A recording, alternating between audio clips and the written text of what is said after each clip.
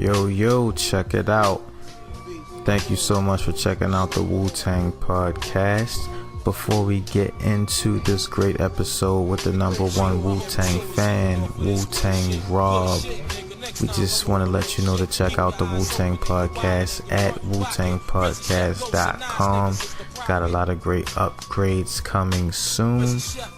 Also, check us out on iTunes, SoundCloud, Stitcher, Pocket Cast, Google Play Music Podcast, or wherever else you listen to podcasts. Make sure you rate, subscribe, comment, favorite, and share with your peoples. As always, the Wu-Tang Podcast is a Channel 10 podcast production. Check us out at channel10podcast.com or wherever you listen to podcasts and show some love. This podcast is hosted by Singodsuperior. His EP Kouros, K-O-R-O-U-S, is out now wherever you get your music from. Tidal, iTunes, SoundCloud, Bandcamp, anywhere. So show some love and support. It's also hosted by the Almighty A.R Arctic in the building. Check us out. Singodsuperior.com, thealmightyar.com, 410musicfactory.com. And I think that's all the plugs that we have. Just show us love and show us some support so we can keep bringing you this content. And with that, let's start the show. Peace.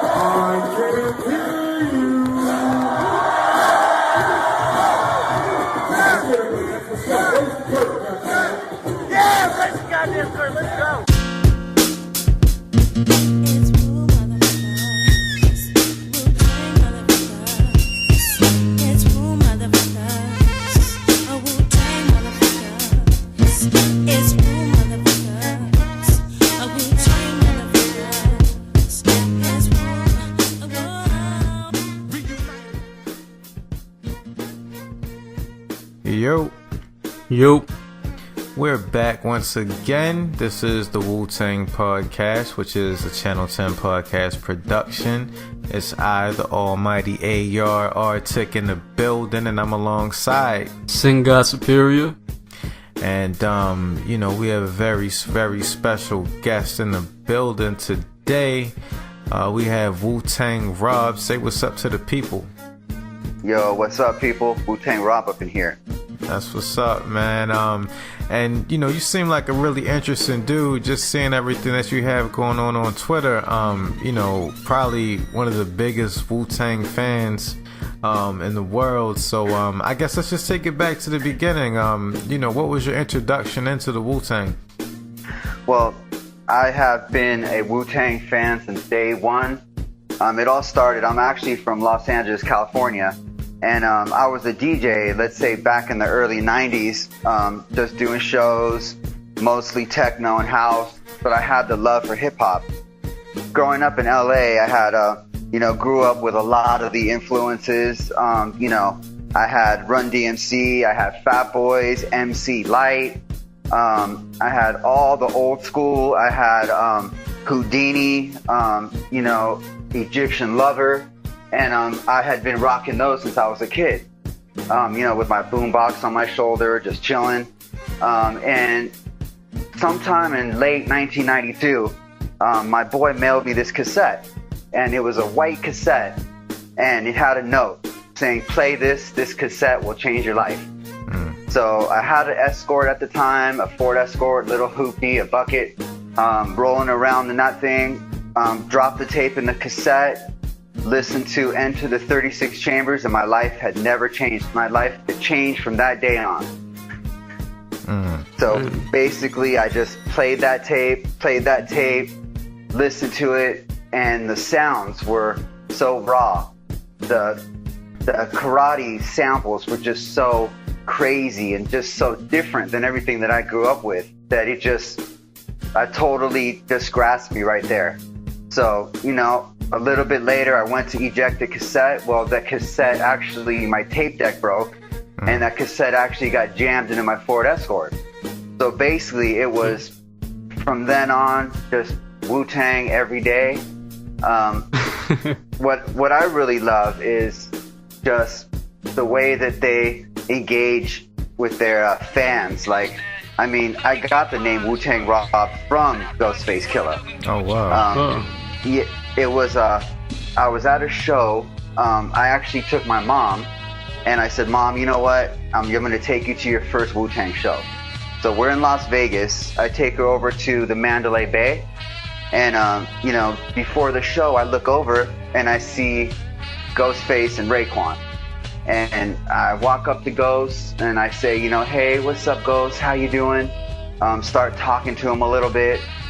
Start letting him know what kind of fan I am, you know, about all my stuff. And I had this Wu-Tang ring on. And he said, wow, you know, I really like your bling. He goes, what's your name? I said, my name's Rob. How you guys doing? He goes, oh, man, I really like that ring. So I actually took the ring off. Ghostface put it on and started rocking it. And then handed it back to me and said, this ring is now blessed, and I am going to call you Wu-Tang Rob.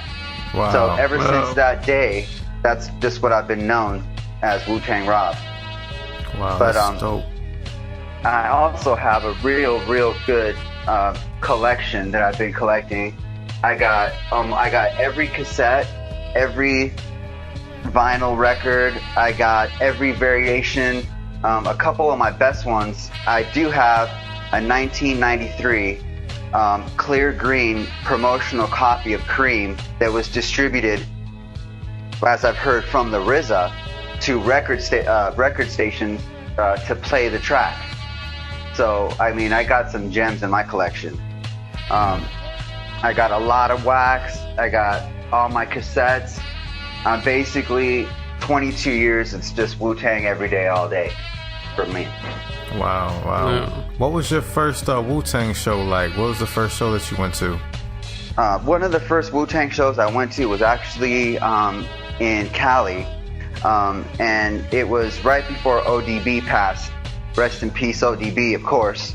And that was just amazing. You know, I've always made it to the very front.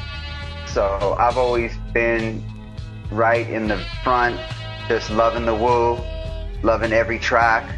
And just, I basically went to every Wu-Tang show between Los Angeles and Las Vegas in the last 22 years. I have not missed one show. Yeah. That's dedication. Yeah. I mean, right now I have 7 Wu-Tang tattoos.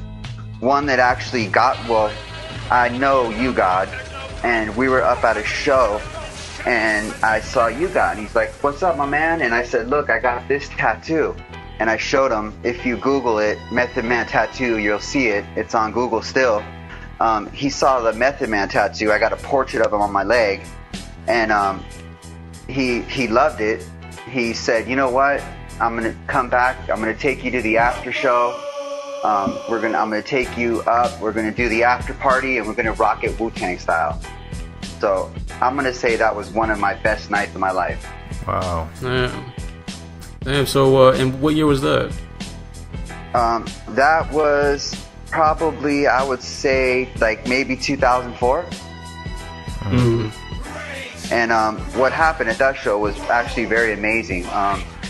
He told me to meet him to go to the foundation room at 1 a.m. So I go to the show, I'm chilling, show's over, I walk up to the elevator, and I told the guy, hey, you know, I'm here to go up to the after party, and he just treated me like just some everyday person. I was like, oh, you know, I'm here to see You God. He probably thought I was lying. So me and my buddy were there, and the bouncer was real tough. He's just like, no, step back. We can't have you here. You know, where's your pass and all this? So very disappointed, I turn around, and I see You God coming up. And right at that point, he's like, oh, yo, they're with me. Mm-hmm. So I got to ride the elevator to the 15th floor with You God, through a little bit of rhymes. You know, we just got in the cut for a minute, took me up to the top, and that was the most amazing night of my Wu-Tang career. The door opens up, and I see on my right-hand side, I got Master Killa. I got Street Life on my left. I got Big Capadonna. He was just chilling over at the bar. And, you know, I just walked up to Master Killa, started talking to him. He actually had a cream jacket that he was wearing. And he took that cream jacket off and actually handed it to me. And we started getting into like a little rhyme battle with each other for fun. Then I started kidding around with him, saying, "Oh, thanks for the jacket, thanks for the jacket." He's like, "No." So, you know, he took the jacket, put it back on, and then I walked over to Kappa, started talking to him. He was like looking at me because I was all geared up. I had my Method Man Redman shoes. I had my Adidas Method Man jacket. I had my Wu-Tang hat, my Wu-Tang ring. You know, all my stuff was just all Wu-Tang. So he looked at me and he said, "Are you media?" Or I said, "No, my name's Wu-Tang Rob and I'm the #1 Wu-Tang fan." And he's like, "Oh man, let's go in the back room." So we ended up going in the back room with Capadonna, chilling, talking to him, rapping it out. He had a DJ come back there and throw on some beats for us. And I mean, we chilled for about an hour and a half back there, just talking about the history of Wu-Tang, talking about how 36 Chambers, how he wasn't on it because he was in jail for a false graffiti charge. You know, just chopping it up. It was awesome. So from there, I walked back out and saw you got again. So I was looking for, you know, like RZA, I was looking for Method Man, the Jizza. And he's like, you know, "Follow me. We're going to the after party inside the after party." So I was like, wow. I was just, all right, let's go. Let's do this. So we go outside to this balcony, and I see the Abbott, the RZA, just kicking it right there, like larger than life. I saw Inspector Deck, Method Man, and I walked up to the Method Man, showed him my tattoo. We instantly hit it off. You know, I saw everyone but Ghost that night. He was the only one that didn't play that show. Damn. So you were literally like in Wu-Tang heaven. You went all the way to the 15th floor of a large building, and you were just surrounded by a whole bunch of Wu-Tang members and Killer Bees. Oh, you got it. Everyone was there except for, like I said, Ghostface. It was the most amazing night of my life. I was there like 4 hours. You know, I chopped it up with Inspector Deck, started throwing some rhymes with him. Of course, I had my Method Man 421 shirt that I got signed by every member. I mean, it was just amazing. That's dope. What was your, at what point did you decide to really start a collection? Well, I would say about almost 20 years ago, I just started picking up, like I said, I DJ'd for about 10 years, but mostly techno and house. But I could never, you know, I couldn't scratch and stuff like that. So I wasn't really a hip hop DJ. But I started building up a nice collection, you know, picking up some of the old stuff, like the original 36 Chambers. I had the original Raekwon, only built for Cuban links. Of course, I picked up the Jizza, the Liquid Swords. And then I just saw my collection building. And then from then, I just ended up everything I can get Wu-Tang, I just grabbed. Now, do you have it like organized and like, you know, displayed, or how do you do that? Well, I have everything basically, I call it my Wu-Tang closet. So in that closet are all my valuables. I got all my vinyl, I got my cassettes, I got all the original Wu-Wear. And I got a box that has every Wu-Tang signature except for ODB, which was the only member I wasn't able to get their autograph. But I do have Young DB, so I'm kind of taking the place on that one.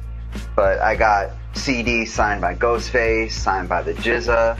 I got Inspector Deck. I got the DJ Mathematics, Allah. I got you know, every member. I even got Ghostface and Raekwon. And I know Raekwon's the hardest. He doesn't really like to sign stuff. I've found over the last 20 years of being a fan. Right. He's like, you know, one of the kind of toughest members to, you know, he's just kind of tough to get to. But when I met Ghost and he called me Wu-Tang Rob, he was with Raekwon. And at that time, he just said, hey, you know, come check this out. Come check this out. Your boy has a tattoo on his chest. So on my chest, I have Cream. So Cash rules everything around me. I have tattooed on my chest. Well, on the side of that, I have the Raekwon dagger. And when I showed Ghostface that, he's like, yo, come here, come here. This guy's got your stuff on his chest. So, you know, Raekwon kind of turned around, walked up to me, saw the tattoos, and signed my little flyer that I had. And that's sitting in my box. That's dope. Yeah. What are, I guess, out of the whole collection of Wu-Tang music, could you pinpoint one particular album that sits you the most? Oh man, like I was saying, I have that very limited green vinyl, which is a promotional copy of Cream. And I've been researching that album for a long time. I picked it up about 18, 19 years ago. And that record, I guess, was recorded, I've heard, in RZA's basement, produced in RZA's basement up in Burbank in the late 90s. And that's pretty much, I would say, my gem in my collection. But I do have all rare and numbered vinyl. So I got about 4 different issues of the Enter the 36 Chambers. I got the clear European numbered copy. I got a Newberry Comics exclusive white and black swirl. I got some really great Jizza the Genius vinyl. I got a blue and a red vinyl. I got the clear vinyl. I mean, I got some real gems in my collection.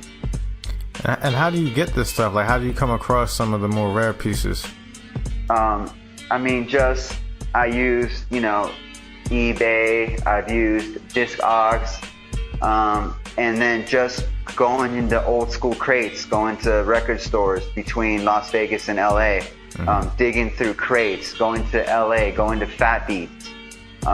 You know, different DJs, you know, have mailed me stuff. Just picking it up over the years and adding it to my collection. You ever thought about like opening up like a museum or an exhibition or something like that? Oh, I would love to do that. But I mean, that would be great because I do have some very rare vinyl. I have a lot of them. You know, they're only produced 75 copies. They've only produced 100 copies. So I got a lot of Wu-Tang vinyl that people have probably not even seen. So as far as the Killer Bees, how much of the like Killer Bees stuff do you collect? I got everything Wu-Tang family, everything. So I mean, I got all the members, all their solo projects. I got the Killer Army. I got just everything Wu-Tang fam. I even got, you know, when Street Life did his solo albums. Yeah. And I have every single CD ever made by the Wu-Tang and by the Wu-Tang family. All right, so Wu Massacre. I vaguely remember that they had like 3 different alternative covers, like kind of like comic book kind of covers for like each and every individual member. Yeah, I got that. But when they released it on vinyl, they actually did a compilation. So the vinyl record I have has all 3 on the front.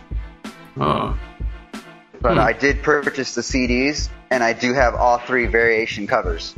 Damn. So then, like, since, you know, we're in the digital age, do you also collect the MP3s as well, alongside the physical copies? Well, no, not really. I'm old school, so I just like to have everything in my hand. I like the graphics on the CD. I like the whole experience of the CD. You know, I like the booklet. I like the way that they silk screen the inside of the CD. You know, I don't have really any MP3s. I mean, everything's just hard copies, CDs, wax, and cassette. Mm-hmm. But what I did get, which was actually amazing, is Geffen Records, Respect the Classics, just released a 20th anniversary of the Jizza the Genius Liquid Swords, which has a 3D cover and a red cassette. And I mean, it's not the rarest in my collection, but I'm definitely got to be one of my favorites. Oh yeah. I mean, I saw you post that on Twitter. Yeah, that was pretty dope. Yeah, it's like I basically like stare into the cassette and I feel like I'm in a duel of the Iron Mike. I sit in there, I stare at that cassette cover, and I'm just like, I feel like I should whip out my chains and just start battling people. Now you said that you kind of went back and forth with some bars with some of the members. Now do you rap, or do you like write anything? Well, not really. I just pretty much, do Wu-Tang. I had been since, I told you about my roots with the old school, like Run DMC, Fat Boys, MC Light and all that stuff. I had been, doing freestyle raps, I'd say just for fun over 20 years. So, when I was just spitting it back with the Wu, I was just real confident and just, it's like, it just freely came out of me, like just natural word. I was going to say, like, that's, there's a lot of established people who would love to have that opportunity, like established artists. And, it's just amazing that you got to just kick it and just, spit some bars with them. So that's pretty dope, man. Congrats on that. Oh, thanks. They were actually very impressed with me. What I did actually is, me and my wife went out to Los Angeles, and there was a Inspector Deck and a Mobb Deep show. And we went and we bought these backstage gold bracelets, which would take us like a meet and greet. So I go and I'm chopping it up with Inspector Deck and chilling. And, I said, yo, you guys mind if I spit a couple bars for you guys? And they're like, yeah, go for it. So I started to do a little ODB tribute, started spitting it right there and, just going off like Wu-Tang Rob always does. And, I go, me and my wife, we get the signatures, we walk out, and their bodyguard taps me on the shoulder and says, hey, would you mind coming back in? So I look kind of confused, like, me coming back in? What? I look at my wife, I turn around, I say, baby, they're calling me to go back in. Like, what? I don't know what's going on here. So, I turn around, I said, let's go back in. They stop my wife and say, no, you can't come in. And I said, well, you know what? I can't go in unless she comes in. We came together, and I'm not going to leave her sitting out here alone. They're like, all right, come in. So I go in, and believe it or not, Mobb Deep was actually recording me on their phone, just doing my Wu-Tang. I did a ODB piece. I did some, 36 Chambers cuts, and I was actually performing for Mobb Deep and Inspector Deck. Wow. And, I was on a high. I got out of there and I was like, did that really happen? Like, wow, that was just an amazing night. That's crazy, man. Yeah. Did Inspector Deck remember you? Well, not really. I'm more close with, Method Man, You God. But I had told him that I had been at every show, but Killer Priest actually did recognize me. And I got him to sign my album. But Inspector Deck, I had only come across Inspector Deck a few times in the last 20 years. So he didn't really recognize me, but from that point on he did, because the next show that I went to, he actually pointed me out and waved. Oh, damn. Yep. That's what's up. Yeah, I've got also, Ghost knows me pretty well. That's kind of how I picked up the name. Yeah. And I actually took my daughter. She's 24 right now. She was about 19 years old, and I told her, she grew up around Wu-Tang. So basically, when I picked her up from the hospital, I was playing the Enter the 36 Chambers. Wow. You know, she loves the RZA, the Bobby Digital. You know, every time a new Wu record would come out, she'd be like, Dad, can you get that for me? You know, and I'd buy her a copy. And, you know, my daughter grew up with the Wu-Tang, with my love for the Wu-Tang. And it is Wu-Tang forever for me. I mean, I got the Ghostface portrait on my back. I got about 7 Wu-Tang tattoos on my body. Damn. Wow. So, you know, and I actually did enter into a contest for Wu-Tang's biggest fan, and actually won that contest. So it was more of a prop. Well, it was just like props. They just posted it up saying, you know, that I was the #1 Wu-Tang fan. And I just, you know, kind of let them know my collection, a lot of experiences with the Wu-Tang, and all my tattoos. Like, I know I have them on my Twitter. I got a killer bee on my back leg that my boy from LA, Small One, drew up for me. Like I was saying, I got the Method Man portrait. But the cool thing about that is I got that signed and tattooed by Clifford Smith, Method Man. So basically what happened is I went to the Method Man Redman show with my artist that actually did the portrait. And after the show, you know, I saw Method Man and I was showing him my tattoo. And, you know, I said, hey, you know, can you sign my shirt? And Method Man said, you know what, I'm going to sign the tattoo. So I said, all right. So underneath my Method Man portrait, I have a M logo. And underneath that, he just got a Sharpie and he signed it. So, you know, after the show, I was driving home with my tattoo artist. And he goes, pull into the tattoo shop. I said, what's that? He said, pull in the tattoo shop. I got the keys. He's like, it's not every day that you get Method Man to sign your leg. So I'm going to ink that in there for you. I said, oh, wow. So 4:30 a.m. after the show, we pull into the tattoo shop, and he actually inked in Method Man's signature onto my leg. Wow. That's crazy. Man, now is your wife a big Wu-Tang fan too? Well, I've kind of made everyone around me a Wu-Tang fan. I mean, I got a baby right now. He's 19 months, and I'm bringing him up in the Wu-Tang tradition too. Like, you know, I told my wife, I said, when my daughter was born, I was playing the 36 Chambers. So, you know, I basically picked him up, and the first music he heard was Wu-Tang. Also, while she was pregnant, we went to 3 shows. We went to the Wu-Tang show, we went to Method Man Redman show, and we went to a Ghostface show. So my son, while being brought up and being raised, you know, he was actually going to Wu-Tang shows even before he was born. Wow. Yeah. Wow, he's gonna be ready for it. Yeah, oh yeah. Man, But, oh, go ahead. I do talk to, you know, You God's son. He goes by the name Intel. Yeah, he's And, got a you know, project out, right? Yeah, he sends me all the links and all the stuff to his show. I also talk to, you know, I've talked to Young DB. I actually, after a show, it was a Raekwon, and it was for the Shaolin versus Wu-Tang. And I took my daughter to that show. That was in LA. That was her second Wu-Tang show. So after that show, I saw Young DB just walking on the street. So I said, yo, Young Dirty. And I looked over, he looked over at me, and I said, you want to do let's do some rhymes.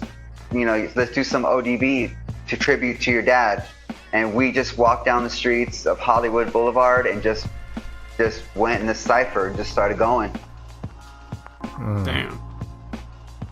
That's dope. So, like, how often do you get to, or you know, in your area, how often do you get to go to these shows? Well, living in Las Vegas and close to Los Angeles, you know, there's been a ton of Wu-Tang shows in between Los Angeles and Las Vegas. So, I mean, every show, you know, I either get emailed or I'll see it come up. I mean, so I have not missed a Wu-Tang show that I was able to make it to. What I really like is the $5 Jizza shows.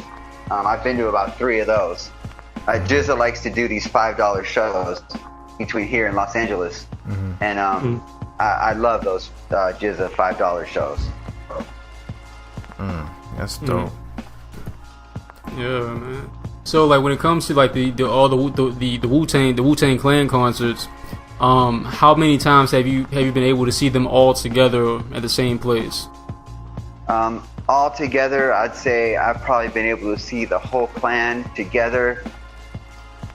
With ODB, I would say 2 times. Without ODB, I would say about 7 times.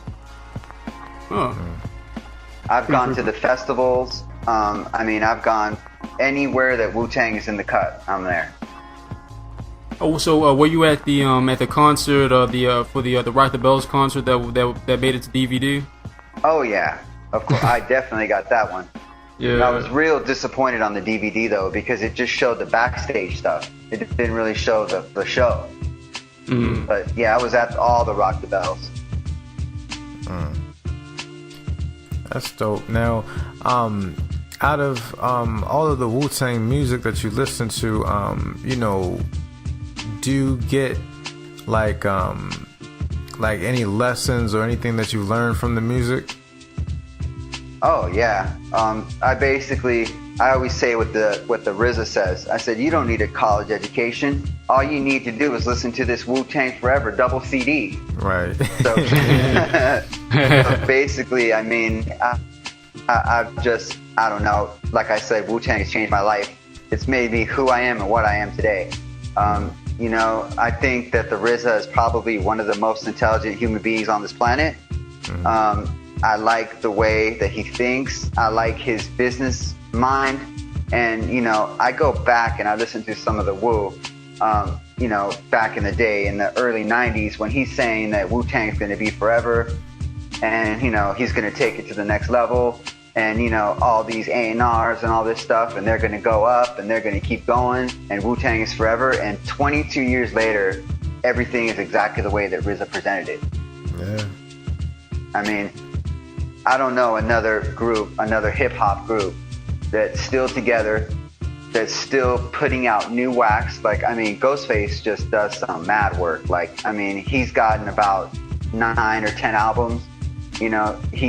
What I really like out of the new stuff is the 12 Reasons to Die. That's amazing. Him and Raekwon everything is new, but it just sounds that old school feel, that crazy old school feel. The beats, the rhymes, the grittiness. I don't know. It just takes me there. It just takes me to where I want to be. Yeah, I totally get what you're saying, man. And going back to the RZA, did you ever get a chance to check out the Tao of the Wu or the Wu-Tang Manual? Oh yeah, I got both of those in my Wu-Tang collection. All right. And do you have any other books in your collection as well? I have 3 actually. I have both of the RZA books, and I have one, an ODB digital book that I bought through iTunes. It talks about the old dirty story. Oh yeah, that's the one that is I believe his cousin made, right? I can't think of his name right now. Yeah. He actually, that's a funny story that you would bring that up, because I was actually in LA at the Ghostface show in the restroom of all places, and I see ODB's cousin, and he's selling these CDs, these DVDs, and with a CD, and basically that was like the story of ODB, and I remember I gave him $5 for it, and that's in my collection too. Oh, I'm a Buddha monk, right? Yeah, I believe so. Yeah. That's crazy. Now, do you think that maybe one day you'll have enough footage and things to like put together some type of project, a documentary on your own? Oh yeah, that's been my dream, to put together something. Actually, a couple days ago on Twitter, I had Capadonna's manager hit me up, and he just said, "Where do you live?" And I was like, "Wow." I told my wife, I said, look, I got Capadonna's manager hit me up on Capadonna's, that's Jimmy King, right? Yeah. And he's hitting me up, asking me where I live. So I'm just like, oh man, what is this? Like, I got Kappa and Junior Reed's manager trying to hit me up. I'm like, wow, you know? I mean, with social media nowadays, it's just crazy the way you can just talk to people, you know? Yeah, and like you were doing it even before then. I think you'd be great like doing promotions and things like that because you have everything down. Yeah, I mean, you know, I even got to sit with the RZA. I got pictures of me and the RZA. You know, the Iron Fist, when the Iron Fist first came out, RZA put on a private show out in Las Vegas with only 100 people. And he basically did a lot of the Bobby Digital and Wu-Tang cuts. And then I went to the after party and got to hang out with the RZA. Wow. So, I mean, and he recognized me too, because when I went up to the foundation room, RZA was pretty much out. I mean, he had been drinking and he was falling, fumbling. And I said, yo, Abbott. I said, yo, Prince Rakeem. And he looked back and he waved to me. And with that look, we like met eyes, and he pretty much said, you know, what's up, Wu-Tang Rob? So, I mean, it's like, you know, I would say, you know, he recognized me. Master Killa remembered me. Big Kappas remembered me. You know, You God, and I talked to his son, Young DB. So, I mean, not just, you know, and a lot of people that I tell these stories to are just like, wow, weren't you overwhelmed, or weren't you intimidated, or weren't you nervous to be rapping with such legends? And I said, you know, it's just, I mean, Wu-Tang is me. Wu-Tang is in my soul. So it's like, I'm just doing what I love. And it's not like I'm out on stage, or it's not like I do it for a living. So it's like, you know, I'm just being me. So, you know, I don't get intimidated. I don't get nervous. I don't, you know, you know, they're just people, but they're special people, you know? Yeah. So how was it sitting down, like kind of talking to RZA? Oh man, that was amazing. He started talking about some of his projects. You know, I kind of talked to him a little bit. He said he was going to be doing a lot with Quentin Tarantino. And also he was telling me that he was going to be doing a project with Boombotics for a Bluetooth speaker that's going to have a Better Tomorrow songs embedded into it. And I don't know if a lot of people know, but Better Tomorrow should have been out about, you know, maybe a year or so before it came out.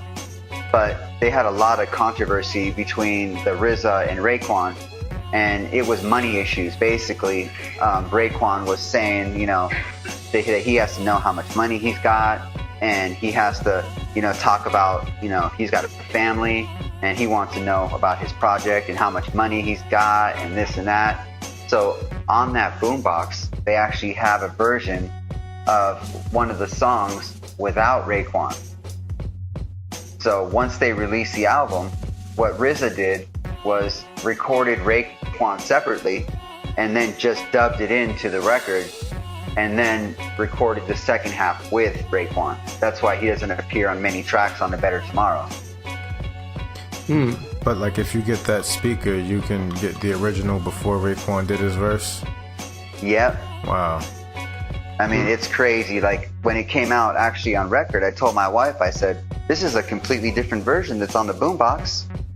So, you know, after listening to it, I realized that right before the Jizza Genius comes on, they got a little piece and they put Raekwon into it on the album. So that's the only place I've ever heard that version. Now, when you were talking to RZA, did you ever think to ask him about the Bobby Digital movie?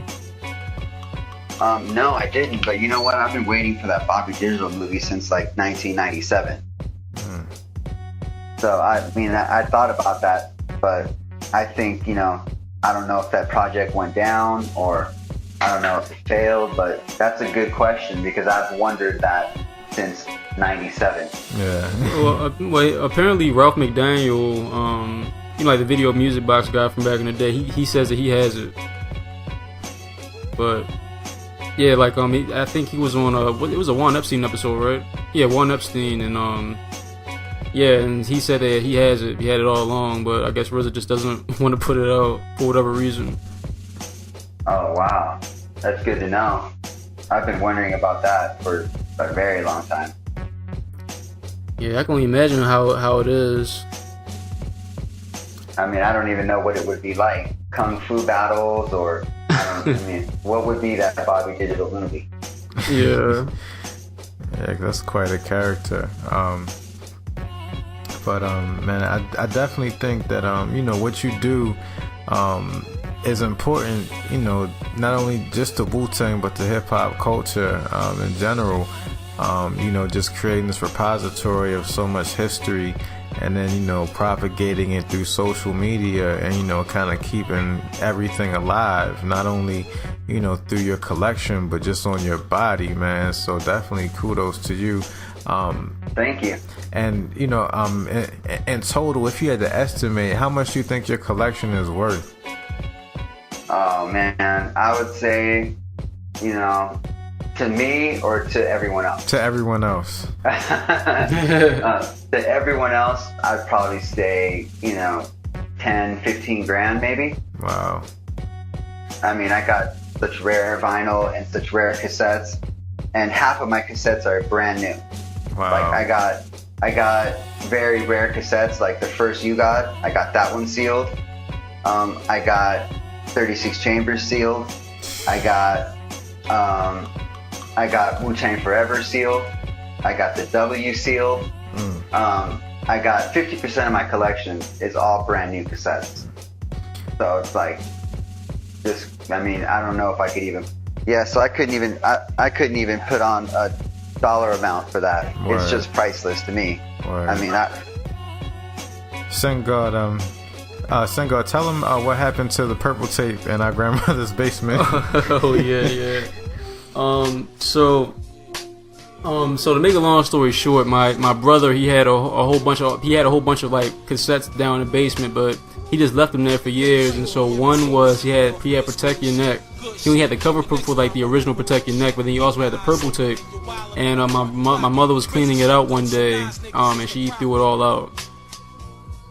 So including the purple tape. So yeah, very very sad story. Oh yeah, I actually have 4 versions of the purple tape. Wow. I got the original purple tape. I got about 4 years ago they released it, and that they released it was in a little cover, and that was only about 1,000 copies made. I got the box set, which is in a really nice watch case, and then I have the purple tape that came with 2 purple vinyl records. So I got 4 versions of that purple tape, including the original. That's crazy. Yeah, I tried to get that reissue 4 years ago. I think that was through GetOnDown.com, right? Oh yeah. Yeah, as soon as I clicked on it, it was already sold out. Like. Yeah, I mean, I actually pre-order a lot of my stuff through Get On Down. Yeah. So, and if I happen to miss something, I always buy it after the fact. Wow. Mm-hmm. Now, did you so like it just with talking to the clan over the years, did you ever did they ever allude to the whole Once Upon a Time in Shaolin project? Oh yeah, they actually told me about that, and I was actually following all the battles between Ghostface Killer and Marty, the guy that actually bought the Once Upon a Time in Shaolin. Mm-hmm. And he was actually threatening that he was going to break the record. And a funny thing too is I told my wife, how it comes in that beautiful like silver box. Yeah. Well, I was telling my wife, I said, honey, when I die and I move on, I want to be cremated and I want to be buried into this box. Wow. Yeah. But I have heard a couple clips and a couple tracks for the Once Upon a Time in Shaolin. But I mean, if I had enough money, I would have been the one that purchased that. I wouldn't doubt that you get your hands on it somehow, someday. Yeah. I hope so. I know it's 88 years, so what I got to do is basically I got to have my son, I got to have him listen to that and buy that album. Right. Yeah. So how were some of the tracks that you heard? I mean, I heard a couple of the tracks. They were pretty live. I heard some Ghostface. I heard one with Inspector Deck and You God. But I'm really hasn't leaked on the internet anywhere. Or I mean, you know, but it was just some real raw, real just gritty rhymes like Wu-Tang always puts out. So I really liked it. I always envisioned that since Silver Rings had a lot to do with Once Upon a Time in Shaolin, that it will probably sound like his album. Yeah, I mean, it does sound very similar. Very similar. But that you also reminded me too that I do have a whole collection of Wu-Tang comics. I have the Ring of Wu-Tang, and I have every comic. I mean, I got so much Wu-Tang collectibles, I even forget what I got. I got promotional stickers. What I do have that's actually really rare too is I have a business card from Ghostface when he was actually opening up a gambling website. Wow. Yeah, it's a business card, and Ghostface actually gave it to me. And I did get some stuff from Sean Wiggs, and which is his cousin. And you know, on eBay he sells collectibles and toys. And he sent me a bunch of OG Wu-Tang stuff, like some old stickers, promotional flyers, and you know, I have that business card. It's real funny. It says, you know, Ghostface Killer gambling site, and you see him gambling some dice. And I guess it never made it because gambling's not legal online at that time. But he was ahead of the curve.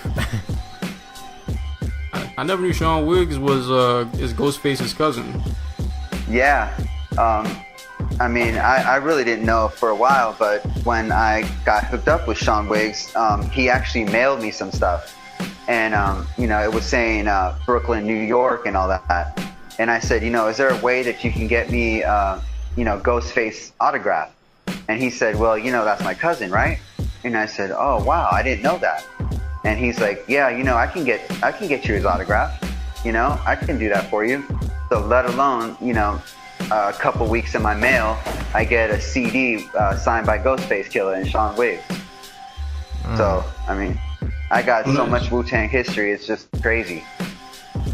What? So, was it the Theodore album by any chance? The Theodore Unit album that that Ghostface and Sean Wiggs signed?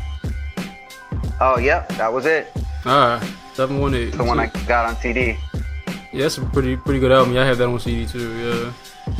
Yeah, I mean, I got so many CDs, every one that's been released, and there's a lot of them that, you know, I got one with the whole Jizza performance on it, and then it has Method Man and Street Life. I don't know if you've heard that joint, but that one is, I mean, that's crazy. That one is just crazy. It's just live performances. I got all the live concerts on CD. It's just, I got a lot of stuff. But I believe that was called the 718, right? For that CD? Yeah, 718, yeah. Yep, that's the one that he actually got signed. And I don't know if you guys have ever seen it, but I have the Jizz of the Genius. Came out with a little CD and double LP, which was actually a chess set. So I was at one of those $5 Jizza shows I was talking to you about, and I opened up my CD when I was talking to Jizza after the show, and I gave him a chess piece, and he put that chess piece down, and he said, you know what, I'm going to take this chess piece and I'm going to rock this at every one of my shows. And he signed the inside of that cover for me. Wow. Damn. And me and the Jizza chopped it up from about 2 a.m. till about 4:30 a.m. Man, how was it talking to Jizza? Oh man, it was just amazing. I talked to him about, you know, the birth of Wu-Tang when it was just RZA, ODB, and the Jizza, and they were called all in together now. So basically, he started talking to me about the birth of Wu-Tang. Like, you know, we weren't even going to be Wu-Tang. We were going to be all in together now. And it was going to be the RZA, the Jizza, and Old Dirty Bizza. And I was like, oh, wow, I didn't know. You know, it's just, he was talking to me about the history and respected what a fan I was. And, you know, just talked to me about it, signed my shirt, signed my CDs, and kind of talked to me about the history of Wu-Tang and how it all became together, you know, where you had different crews from New York that came together to make the Wu-Tang. That's crazy. You're getting the story like direct, straight from the source, man. Not everybody gets to have those experiences. That's just crazy. Do you still do any DJing or anything like that? No, not anymore. I just basically collect vinyl now. You know, I do have all my old vinyl that I used to, you know, do my DJing with. But now I just basically use my, you know, my MacBook, and I do a little mixing here and there. I've made a couple Wu-Tang mixtapes for fun, but I don't really DJ anymore. Okay. Can we get these Wu-Tang, are they like up online, the Wu-Tang mixtape somewhere? No, I actually got them on cassette, and I'm trying to figure out how to, you know, preserve them or maybe put them up online or something.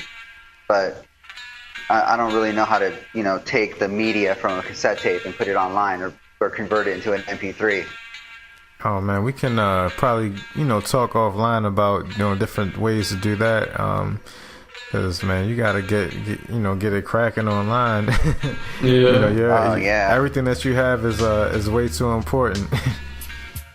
I know. I got so much historic, like just talking to the members, you know, in the cipher with the members. It's just, I mean, it's blown my mind a couple times. It's like, you know, when it's all said and done, I sit back and I think about it. Like, wow, did I just sit with the Jizza for 2.5 hours and talk about how the Wu-Tang started? You know, it's like, I mean, being a fan with Wu-Tang is like being family, because they're really different than any other hip hop groups. Because back in the day, I used to go see PE, Public Enemy, NWA. I was at that famous show where there was a shooting. That was down in Long Beach in the early 90s, where Colors came out and all that controversy. Yeah. I was actually at the show where the shooting took place. So, I mean, what I like about the Wu-Tang is to me, they're not about violence. They're not about, you know, like who's got the more money, who's got, you know, the guns, who's got the violence. They're more about real life. They rap about real stuff. And that's, you know, why I just dedicated myself and my life to Wu-Tang. So I gotta ask you this question before I forget. How frequently do you play the Wu-Tang game? Oh, the one for the Game Boy? PlayStation. Oh, oh man, I haven't played that in about 10 years, but I got that in my collection. You know, they released a game for the Game Boy also? I did not know that. No, I didn't know that, no. It was a little fighting game, and everyone was called their aliases. Like, you know, if you chose Inspector Deck as your character, it would be Rolly Fingers. If you got U-God, it would be Golden Arms. If you chose Jizza as your fighter, it would be the Genius. If you chose RZA, it would be the Abbot. So yeah, I mean, I have that Game Boy game actually. Wow. I didn't know anything about that. What year did that come out? That game, I'd probably say came out maybe in the early 80s. I picked it up when it was new. Actually, my daughter had a Game Boy, and I ended up just, you know, I was taking her and we were looking at some games, and then I saw a Wu-Tang game, and I said, what is this? No question asked, I bought it. And I started playing her Game Boy more than she did. Wow, that's crazy. Man, I remember I was in LA for a little bit, and I went to Amoeba Records, and I was trying to see if I can get like some interesting tapes or whatever. But I ended up just getting like in in some like Egyptian lover cassettes. But I went up to like the counter and the guy was asked, because he just assumed that I was like looking at for hip hop, and he said that someone actually went in there and like sold the purple tape to him for like $5 or something like that. And so the guy hurried up and like just took it off the shelf and like just hid it somewhere so no one could see it for like the rest of the day, and then he just bought it for like a fucking bargain. And that was the day before I went in there. Oh, that hurts. Yeah. The purple tape is just a legend. To me, the Wu-Tang is just timeless. Like, I mean, I've been to Amoeba too. That's actually where I bought some of my collection. And, you know, it's just, I've hit every small mom and pop down to the big Virgin Records down to, there was a place in LA where I lived called Tempo Records. And that's where I picked up a lot of my RZA, a lot of my Bobby Digital. The RZA is Bobby Digital. I'm actually looking in my Wu-Tang closet right now. Just trying to remember back in the days. I got a lot of old vinyl. I got about 4 versions of the Only Built for Cuban Links. But have you guys checked out Discogs? Yeah, from time to time. Yeah. Well, they have a really cool feature. They just released an app, and what that app does is it lets you get on a want list, and also lets you bring in your whole collection. So what I've been doing for the last month is just inventorying my collection on Discogs. Oh. And it actually has the version, down to the barcode, down to the description, down to how many were made. I mean, it's just crazy. So do you have like a profile on there? Well, I just made Wu-Tang Rob, and I just put it on there. Okay. But I don't know if you can actually go in and see other people's collection. But I have such a large collection that before I purchase anything, I always kind of look, you know, I'll click the tab, my collection, make sure I don't have it, and then purchase it. Like what I recently just purchased from Germany was a copy of the 8 diagrams, German version. What's the difference between the German and the American? You know what? I don't know.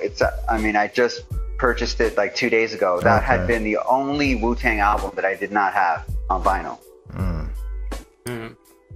So I met someone through that app and website, and they were actually in Germany, and they said that they had one, and they'd sell it to me for $28. So I went into PayPal and made that purchase. Yeah, that's a no-brainer right there, especially for that price. Yeah, I know a lot of people just didn't really like the 8 diagrams. I mean, because they were saying the Wu-Tang got soft, and the Wu-Tang, you know, like the campfire track where, you know, there's a lot of singing and a lot of R&B. I had a lot of negative feedback, and people sending me messages and stuff like that about the 8 diagrams back in 2008 when it dropped, saying that, you know, the Wu-Tang went soft and this and that. But I mean, I like every Wu-Tang project, you know, for the last 22 years. I even like the new Banks and Steel. Yeah, I haven't had a chance to check that one out, but that's definitely on my list probably this weekend to get into, especially since you just co-signed it. Yeah, there's actually a couple good tracks. There's a track on there with Method Man and Master Killer, and there's another track. I think it's the best song on there. Yeah, definitely. But it's kind of a whole twist for the RZA, the way that he comes off on that album. I would say he comes off a bit more aggressive compared to at least to Digi-Snacks. He was like a bit more introspective on Digi-Snacks, but I feel like that album got it went kind of unnoticed and got some hate too. But it was all RZA albums are interesting in some kind of weird way. Yeah, they are. Like Digital Bullet is like probably, I would say, one of my favorite RZA solo projects. Yeah, that was the first CD that I ever bought, was Digital Bullet, when I was like 11. Oh wow. Yeah. Oh man, good. So is there any like different like promo versions of Digital Bullet? Not that I've come across really. I mean, I've seen a couple different versions, like a Russian version, a Japanese version, but I mean, they all have the same tracks and stuff on them. So that one kind of fell under the radar too. I mean, I don't know. It really, I mean, just like you said, Digi Snacks. It's like, I mean, basically when you talk about the RZA, people only know the Bobby Digital album. They didn't really kind of, you know, like the Digital Bullet or the Digi Snacks. It just kind of, like you said, kind of just like dropped off the radar. Like the Master Killer. I mean, like, you know, some of his like Made in Brooklyn. Like a lot of people don't know about that album. And I got one from Capadonna called The Struggle, and a lot of people don't know about that one either.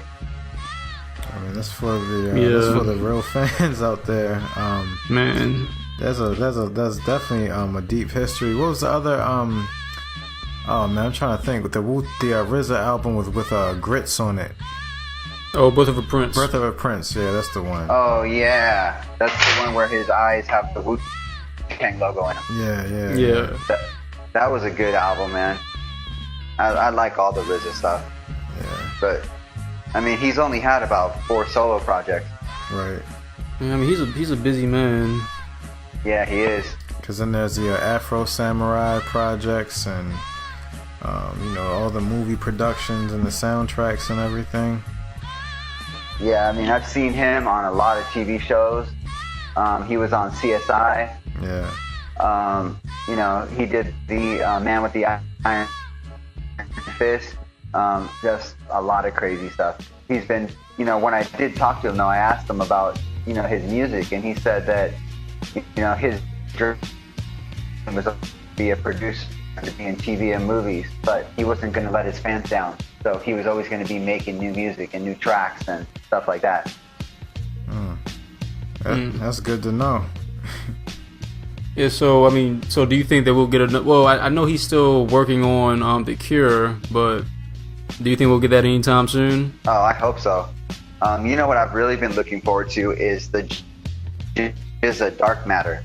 I know he was working with a composer on the GZA The Dark Matter, and I've actually hit up GZA on Twitter, and he's got back to me a couple times saying that he's in production on that one.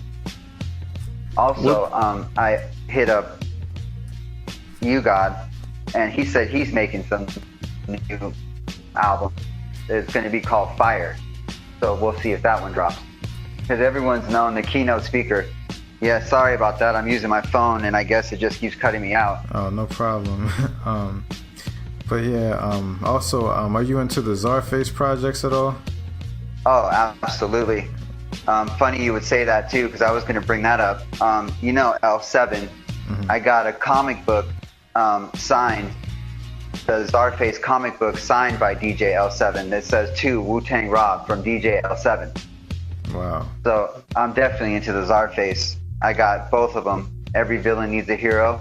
I got that one on 180 grain vinyl, colored vinyl. I really like all the colored vinyl myself. Oh. But yeah, the Czarface project is really good. The L7, I mean, have you guys ever seen that video? It's like a mobster video. I don't think I had a chance to check that out. Oh, you gotta check that out when you can. Search it on, I think I posted it on my Twitter. But basically what they do is they got these gangsters and they get L7 and they beat him up. And then at the end of it, you see Inspector Deck come in there. And I believe it's either a chainsaw or something, and he gets the guy back and just basically chainsaws him. It's a really cool video. It's amazing that they can, you know, be so creative in different things, you know, and keep it going after 22 years. Oh, I know. And you know what I love too is the way that they can just basically re-release a classic and just make it desirable for the Wu-Tang fan. Yeah. Like, I mean, I got 4 versions of Liquid Swords. I got, you know, so many multiple versions of the same album. It's like, you know, my wife was telling me, like, how many copies of Liquid Swords do you have to have? Well, I gotta have all of them. That's the realest response. That's why he said Wu-Tang is forever.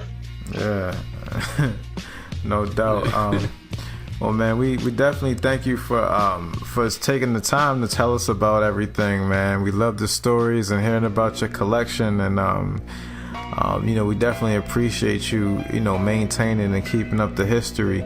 Now, where can people reach out to you and find out more about you? They can just hit me up at Wu-Tang_Rob. That's my handle at Twitter. Okay. And I just basically, I have a lot of people that talk to me and stuff like that. So Wu-Tang_Rob on Twitter basically is my best place. That's where I share all my Wu-Tang knowledge and information. Dope, man. Well, once again, man, thank you so much. This has been another edition of the Wu-Tang Podcast, featuring the one and only number one Wu-Tang fan on the planet, Wu-Tang Rob. And we definitely appreciate it, man. And we out. Peace. Oh, peace. Thanks for having me on, guys.